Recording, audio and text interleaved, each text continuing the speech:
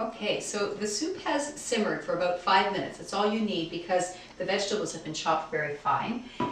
And then here comes the miso part of the soup. So what you need to do is remove about maybe half a cup of the broth with as little vegetables as possible, but if some come in, that's all right.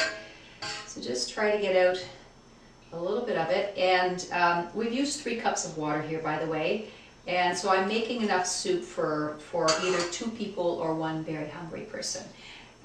So then I'm going to add the miso. Now, miso is a fermented soybean paste that they use in soups, in particular in Japan.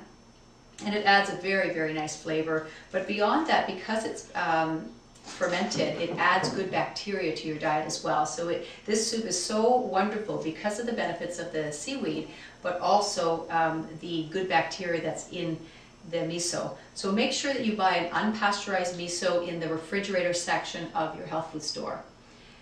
And the other thing too is that because it is unpasteurized, you're adding it to the broth.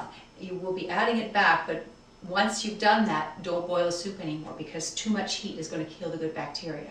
Okay, so you're going to take a tablespoon. Well, we've got 3 cups here, so we'll go for 2 tablespoons. So I've just kind of loaded it on here. And you're going to stir it around in there until it dissolves. So I'm just kind of moving it around and mashing it against the walls of the cup.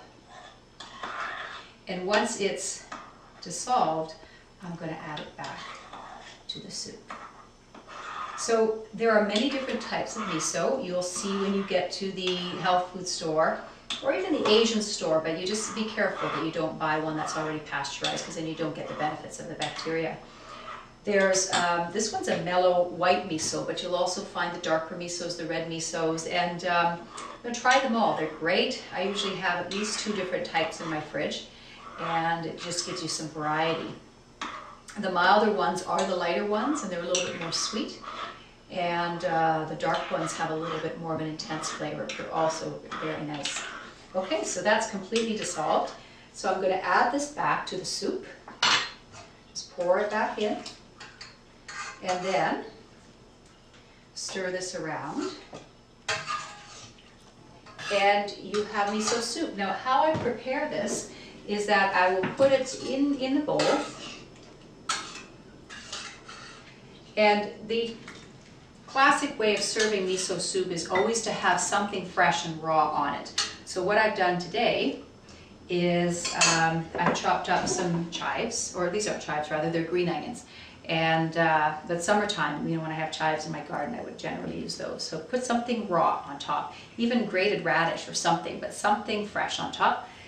And the other thing, and so it's fine now, but the other thing that I like to do to make it a little heartier is I take some sesame tahini, which is like a peanut butter but made with sesame seeds. And I'm just going to take a little teaspoon of this and put a little bit in the bowl. Usually I'll just leave the dollop like that, and then each person can sort of stir it in to make the soup creamier and richer. And of course the tahini adds a load of calcium to the soup as well. So this is a very, very nourishing soup. Enjoy!